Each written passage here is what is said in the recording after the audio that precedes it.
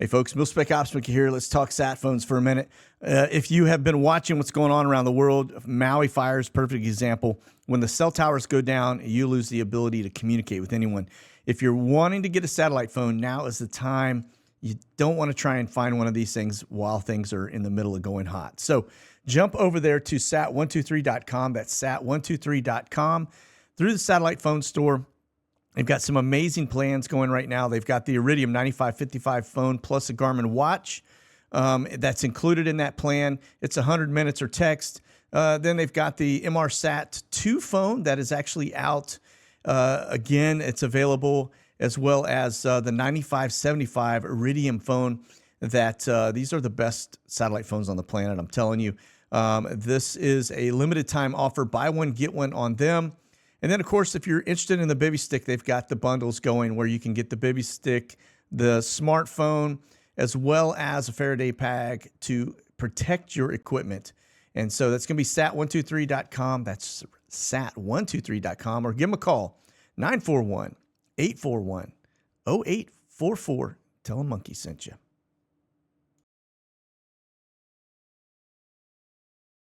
Right, folks, welcome. It's going to be your SITREP. It is about 11 a.m. Central Time, coming to you live here from the great state of Texas in the Monkey Lounge, as we're going to peel that banana back today and get into all this monkey business that is going on around the world. We're going to look at one of the data points, missing children. Like, what is going on? I know this isn't anything new, but there seems to be something amiss here. We're going to look at the news cycle on that. And we're going to talk about Ukraine, as always, and some of the other things that are happening out there. And as always, as well, we're going to be looking at the weather. And it's got some interesting stuff for you today. So let's get into it here. Without further ado, we'll jump on over here. If you would, hit that like and subscribe and bell for notification. And let's get into the Minimap as we look at what is up. Currently showing 313 aircraft on the screen here. That's mil only is what we're looking at. And let me just peel this back a little bit. Let me strip it up to the high numbers here. Text 2's got 46 coming out, and then 17 T-38s, and then we're going to reshuffle the deck. And then we're just going to look at the air refuelers. Got 9 767-200 Pegasus air refuelers, and then 25. Wow, that's a lot. Of the KC-135s. Let's see if we have any DC-10s in the mix. Nah. They're kind of like a C5. Not a lot of them actually up at the time. If I can just get this thing to pull over, well, maybe not. Not responding. So, all right, well, let's do this. While it is thinking, it's, okay, now that may be why. Anytime you have that many aircraft up, remember, this thing tracks every 5 seconds while these things are in the air.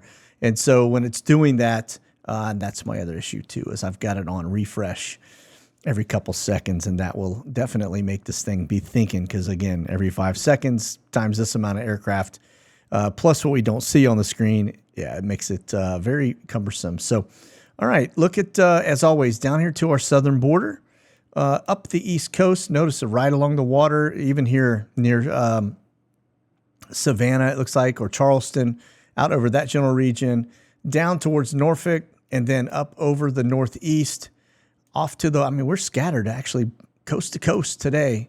Very, very active and busy. Notice that one over San Francisco. That's because Flashbang is out there right now. We'll look at his schedule here in just a minute to see what he's up to and where he's headed. But anyway, there is that. And then let's do this. Let's jump over here to the watch list, take a gander. Started off in Europe, and those spikes are a little bit a misnomer. It's just a bad data feed there. That NA is like these others. It's going to be a Mil Intel balloon, but there's an R135. It looks like it is out looking around. And then notice the Intel flights.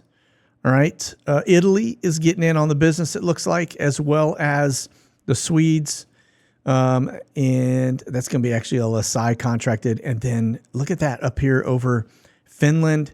All the way down. So there is something going on over there right now that they are very, very concerned about. Well, I'm sure we'll hear about it in the news here shortly. That's what that Finland bird looks like. As you see, got that little surf skag running down the top of the fuselage.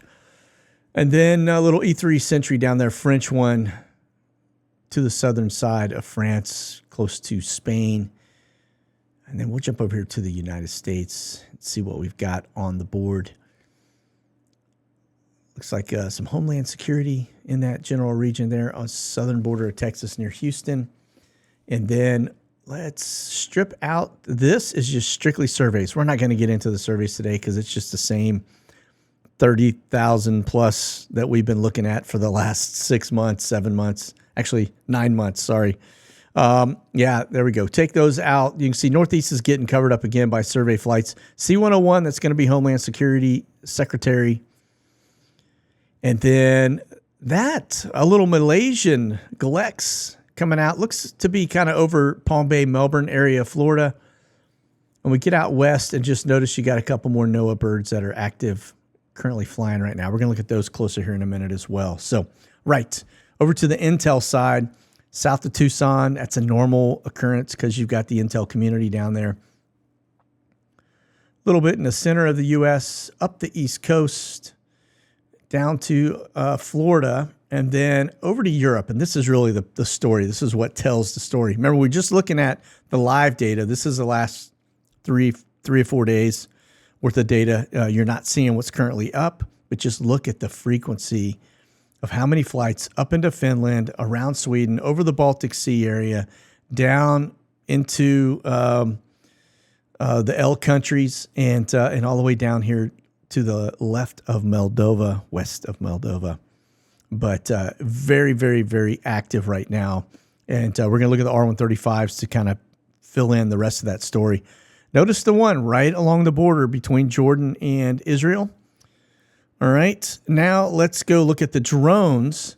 And you can see a little bit Southern California area right there along that the Texas border, kind of punched in there. That's going to be a British drone, actually. And then right there at the border, the U.S.-Canada border, just a little blip there, Q9 drone. Notice that one off the eastern seaboard over Washington, D.C. Then we get over here to Europe.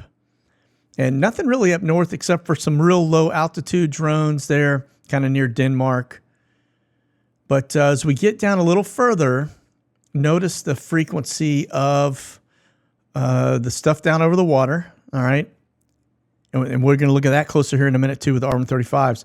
That's Turkish drones. But then notice the ones that are just kind of going dark there over the Black Sea. Very, very active. They've been that way for a while now. Let's look at the R-135s. North around the Horn there, headed towards Russia. Remember, the R-135s, those things are mapping everything. So are the Intel birds around Kaliningrad, up and down, same areas we've been watching. Notice how far north they're going. Again, R-135 mapping that battlefield, grabbing every asset that's in the region and mapping them out. So there's real-time data for them to figure out what they're looking at. Probably nukes, if I had to guess. They're probably on the move, as well as some Russian assets. And look at this over the Mediterranean. There we go. Sound it out, man. And then, that's an R-135 getting a really, really close look at Israel. Yeah. And then this one, kind of Tyler, Texas area over the top of that, but back and forth. Maybe both sides of that. They could be looking at anything. Remember, they look at most of the stuff from a side view. Down here over the border, that little snake tongue that we see pretty regularly. That's probably why we got fighters down there too. There's something on the other side of that border they got eyes on. When we get up here to Alaska, again, this is R-135. And, it does tell us when we're looking at the amount of Intel aircraft that are also going through the same motions, the same areas, that they are definitely got the worry beads out over something, right? So you see that going off of Alaska. We know we got a squadron of R-135s stationed up there. They're looking closely at Russia. Now look at this coming out of Okinawa over Japan. But remember, side looking. So they're probably going to be looking not at the landmass there on the corner of Japan, because they could be. But they're probably more looking at stuff in North Korea, which is to the northern side of that, right? So that's going to be up here. Yeah. Okay. That's your R-135s. Now let's get over here to the Gestapo. Let's see what they've been up to.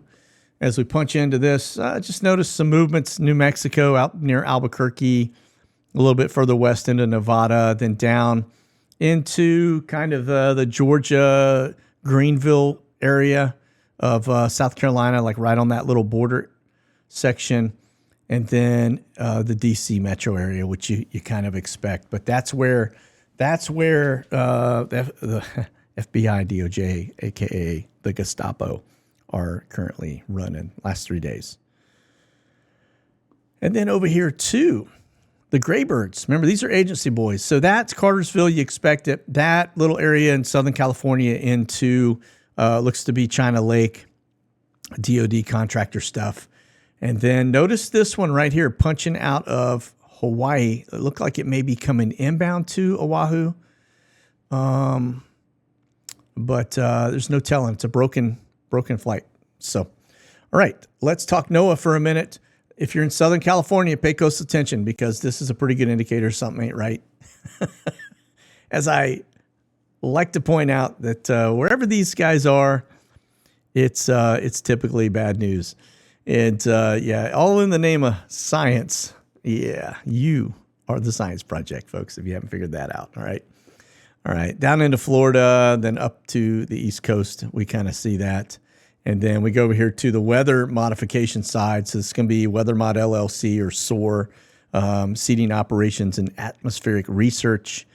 If you're up in Dakotas, right here, North Dakota, yeah, you're probably getting some weather up there too. When you see these guys around, just know your weather's probably going to get squirrely, okay? All right. Look at Saudi briefly. It doesn't look like they've been too busy over Saudi the last couple times we checked, so I'm not seeing anything there. So we'll move on. All right, back over to our mini board, and let's get into what's going on out here. And this is going to be Flash Bang's schedule. So old Bazooka Joe, let's see what he's up to. I do find this interesting still. He's out there still taking people's money. I don't think he's going to run. I'll be shocked if he does. But notice he is currently in Pelosi territory, and he's headed down to Phoenix. And he's going to arrive there today. Again, that's why we saw the air refuelers over San Francisco, because that is where he currently is. So you got fighters up in case anybody decides to do anything. But this, your big takeaway, he is talking to the President's Council of Advisors on Science and Technology. And you can bet your bottom dollar that the NOAA boys are all in on that, okay? Speaking of that, this is where they currently are flying. You can see Southern California, got one over center of the United States, and then this one that looks to be down there checking out something in the tropics, all right? Now, this is an interesting map if you want to download it, or not download it, but want to go to this webpage. I don't suggest it on your mobile phones because it for some reason it doesn't load. But if you want to load it on your PC and go take a look around, you can do so. It's called map.geoengineeringmonitor.org. And they capture all kinds of stuff from solar radiation management to weather mod, all based on this stuff over here, greenhouse gas removals, whatever the geoengineering plug is for right now. But this is, if you notice here, these are going to be, the reds are going to be weather modification stuff, okay? And if you click on it, it'll take you to that general area, but you can literally go in, look at this, for example, and it'll have data on this subject, like this one, for example, West Texas Weather Modification Association covers areas between Midland and San Angelo, and it's ongoing. It tells you where they typically seed, all the kind of stuff, how long they've been doing it, etc., and then some links that'll take you to it. I'm not going to jump into all the sublinks and everything else, but I just want to point out that this is a pretty good, rich resource for you if you want to do your own investigation. But it is just further validation that, yes, folks, they are indeed messing with stuff. All right. All right. This is our main topic here. This is over on Fox. And I can't seem to, I guess maybe it's good. You don't hear the sound anyway, but this is an interesting headline. Over 1,000 miners reportedly missing by Cleveland this year. 1,000 this year alone, including almost 50 kids just this month. And the reason this becomes very interesting is because if you've watched Redacted or gone to the show, they've covered a lot of different things about missing kids. There was a big deal that had to do with Lahaina and the fact that there were kids that were just like 2,000, I think was the number, or that they just unknown, don't know where they went. And then they go into other ones too. For example, the Walmarts all around the place that have been converted over to these holding facilities for migrants that are just strictly focused on kids. And so this, I think, is a major, major issue around the United States. And, we just got to get eyes on it. Something's got to be going on to have that amount. And then on top of that, I mean, just 50 this month, that's only Cleveland. Imagine what it is for the entire United States. And it's a pretty big deal, right? And so, anyway, sad the fact that this is happening, but it looks like the Ohio AG is basically sounding the alarm to depleted police resources that are leaving missing children basically falling through the cracks. So they can't find them, they don't turn up, and they don't even go looking for them. All right, let's move on. A little poetic justice. New York City to pay over $1 billion in hotel costs for migrants. Yeah, that's a big chunk of change. Don't think for a minute that our federal government isn't subsidizing this because this guy is a flaming Democrat. But this is what happens when you declare your city a sanctuary city. You get people sent to your cities. And so we do know that our own governor here in the state of Texas has been flying people up to New York City and some of the other places. And we do know that they're doing it out of Florida as well. So, bon appetit, my man. All right, moving on. BitDefender, cyber threat, real-time map. This is the attacks today. As you can see, it's pretty jiggy. A lot of stuff coming inbound to the United States. So if your stuff is a little slow and groggy, that may be why, all right? But you can see it is very active today. And then over here, too, are NOTAMs. We talked here as we got into Flashbang. He's in San Francisco. He's headed down to Phoenix today. And then back to the Senior Living Center. And don't see anything else that catches my eye other than, well, actually nothing really catches my eye other than what we were just talking about. So we'll back away from this. And just note you got some new NOTAMs off the West Coast. Look to be extended areas. Normal stuff off the East Coast. And the yellow stuff here, that's just slop. That's going to be a lot of turbulence. So if you're flying across the drink today, tomorrow, next couple of days, you're going to have a pretty bumpy ride if they're carrying you straight through this. All right. And we get over here to Europe and just notice this one here, big box mill operation going on over Sweden, over Finland, and then down here to the north of England. As always, it looks like people are kind of starting to really box themselves in terms of the TFR NOTAM side of the house to ensure there's no shenanigans at play, right? All right, moving on. Okay, so we just hit the 1 year period, the anniversary of the Nord Stream 2 pipeline getting popped by the United States. Hirsch reveals a motive for the covert Nord Stream sabotage attack. Now, I read through this, and his motive it's nothing that we wouldn't already know. The fact that the matter is, he did call it out based on some basically saying it was a highly secretive CIA operation. Now, where he gets it wrong, and it's because this is the deal. If you're a data person like I am, if you're not looking at all the data, you're going to come up with the wrong conclusion, okay? And so that's what he's done. Somebody has put a bug in his ear, dropping the dirt on these guys. It was enough to basically get some traction. However, Where he, I think, goes a little bit awry is when he starts talking about these U.S. Navy dive teams, elite U.S. Navy dive teams, being part of all of that, as well as Norwegian intelligence. Everything that I've been able to see, and you may remember as we went into some of the deets on this, this is the actual flight. This is your Navy P-8, U.S. Navy P-8 that flew in and out under incognito mode. All right. In fact, that hex code right there for this particular one is not even in the system. Okay. Which tells you it's an agency deal. This little track down here is where that thing flew in, hooked up with a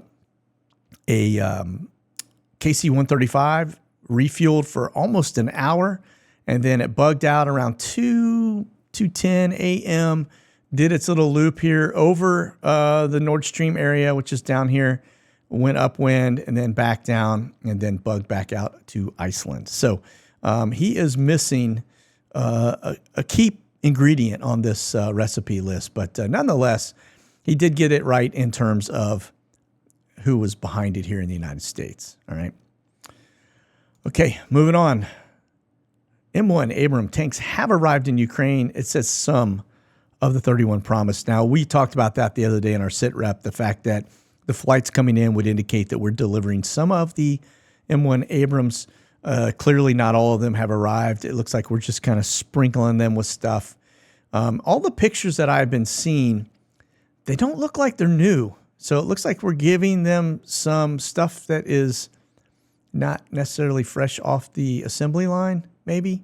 Maybe we're getting the new ones, we're giving them the old ones, because these things are just going to get smoked in the field anyway. They're going to hit mines with them, or they're just going to get, destroyed by the Russians. So anyway, it's, the whole analogy of, it's like taking a Formula One driver, or not even a driver. Let's just take a Formula One race car, okay?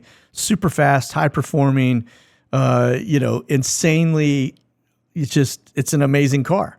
But if you don't put a Formula One driver in the car, you're not going to get that peak performance out of the car. You're going to just have somebody that's, fumbling around, trying to understand what they're doing, and not going to hit top speeds. They're not going to hang the corners right. They're going to probably burn through a set of tires and fuel and everything else that goes along with it. And if not, also wreck the car just because of the power that's associated with it. Same thing with these M1 Abrams. You're giving these guys equipment that they're not familiar with, they're not comfortable with, they don't know how to really truly operate it to a level that's going to make them, superior to their opponent. And there you have it. This is, a recipe for disaster. All right. Tens of thousands of Armenians fleeing their 2,000-year-old heartland. This is going on. If you haven't been watching some of the news that's been peppered in, we've talked about it a little bit, but there is a huge set of unrest going on between the Armenians and the Azerbaijanians, or whatever they're calling themselves. But anyway, on this border right here, Azerbaijan, there's a pretty big conflict going on, but you can see the traffic coming out as people are just trying to get out of the country because it's going hot. Now, where do we see this? Well, you get over to Great Reset, right there where the red arrow is pointing. This spot right here says involuntary migration or immigration. Yeah, we're seeing that more and more around the world. This are on-ramps. Everything you see on this in terms of the dots and everything that's out here, these are basically on-ramps or off-ramps for the Great Reset. So every time something like that happens, whether it's the migration or if it's extreme weather, these guys use that opportunity to advance their plan. All right. All right. Let's get back over here. Let's move on. We're going to talk about this piece. Iran threatens Israel and unveils the longest range drone in the world. Well, that wouldn't be a drone. That looks to be a missile. They're saying that's a hypersonic missile, which if they've got hypersonic technology, they've gotten that from somebody. They didn't do that themselves. So it's either Russia and or the United States. Okay. You just have to look at what their missile looks like, and that'll kind of give you an idea of where they got the data. So we move on down, though, but they're saying that they also presented, they're not showing a picture of it here, but they unveiled the longest range drone in the world in their latest parade. Now, they're saying this thing can stay airborne for 24 hours.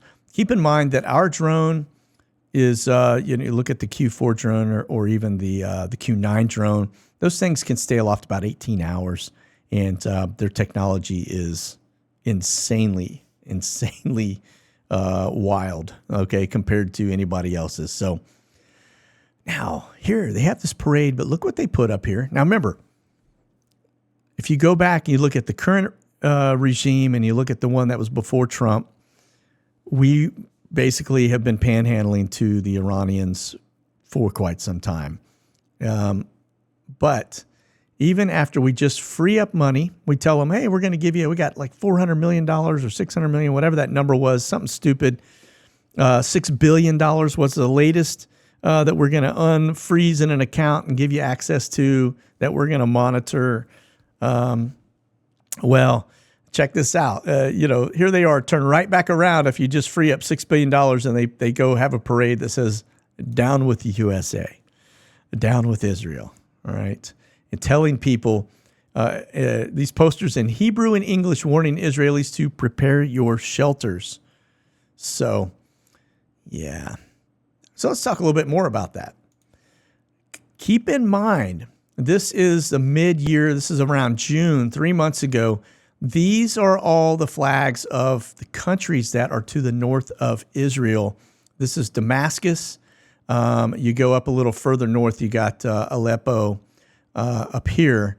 But the interesting thing is, notice the color of the flags. This right here is, this is Turkey, this is Syria, but notice there is a border intrusion right here with the Turks all the way up here to the north. So it looks like a land grab from the Turkish. Yeah, the Turkeys. They're all turkeys. But then look at Iran. Look how much they have invaded into Syria. And then look at this right here. So when they start talking about having a drone or anything else that has the ability to strike from even Iran, when you get them here, they are really within striking distance for a lot of different things. Remember, Isaiah 17, you wake up and Damascus is no more. That is probably because of this situation right here. If you look who's up here, this is the Russians and the Iranians. And I would imagine they may get a nuke or something here in range that they're going to try to pop off into Israel. And Israel just goes proactive on them and takes this out. So keep your eye on the news for that, because that probably ain't too far off with this mass amount of, to the north of the border of the Iranians. Okay, over to Dover. Nothing to report from Biggs. If you notice here, we've got an Atlas Air coming in from Miami. That's one of the little hubs. Same thing with JFK. So it looks like they're coming in more than likely empty. They're going to pick up a load. Let's see if we got any indication where they're headed. Ramstein and RZE. So there's some more of your tanks, more than likely, leaving Dover. We get over here to RZE Poland. And this is going to be, go down the board here. You can see what the arrivals are. Western Global coming out of Washington, probably troops, just based on the aircraft size. Okay. And then same here, this Dover, that's probably going to be those M1 Abrams. Going down a little further, looks like you got one coming in from Canada, Ontario, and that's a Western Global 747. So the Canadians must be shipping something over in the war efforts. Again, everything has stepped down significantly in the region. So let's see. The Italian Air Force is in and out. We've got, it looks like a Duke 63. It's going to be a base commander, regional base commander. Not seeing anything else catches my eye in terms of outbound. So let's move on. Camber flights look like got a couple stacked up there, headed southbound toward Africa. 37,000 feet, 536 miles an hour, but I don't see where they're headed.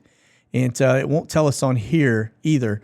We do have one Ramstein to Kuwait, and that looks to be kind of tied in right closely behind this one. So maybe this thing could end up in Kuwait. But that's where that would be headed. Well, at least one of those are headed. All right. The Brits got 5 flights up right now. You can see coming out of Saudi, back in and out of the UK. And then this one looks to be headed southbound. It's over close to Portugal right now. This is Portugal here in Spain. So it's kind of over the tip of Spain. And then one over Italy. And then NATO. Looks like they are just in and out of their regular little area right here. So we'll move on. Nothing really to see there. National cargoes, a lot of 747s up, all coming out of Anchorage, more than likely. Let's see which direction they're headed. Look to be headed down southwise. So one's headed to Hong Kong. This one is headed to Kennedy. The other headed to Osan Air Base, picking up more than likely getting some more artillery. The Hong Kong one, maybe not, but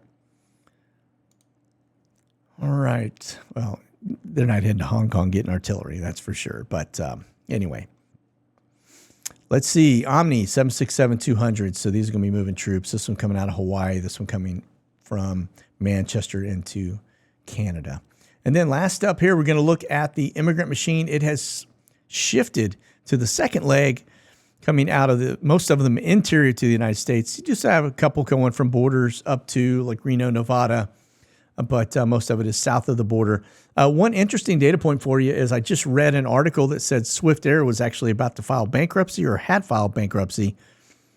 And that's kind of surprising given the fact that how much DoD work they do. So it just goes to show you that the DoD leverages these charter companies pretty heavily. So, all right, listen, that's going to do it for today. We'll continue to keep our eye on what's going on with Europe, with Taiwan. There's just a lot of moving parts happening right now. It's just one giant powder keg that we just need to keep a close eye on. So that's it. Stay frosty and definitely keep that powder dry. We'll talk soon. God bless. Monkey out.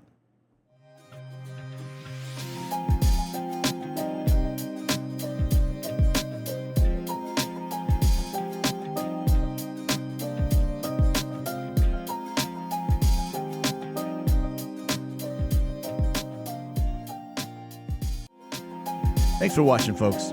You can check out the latest gear and products by selecting the QR code on your screen now or go to monkeyworksus.com.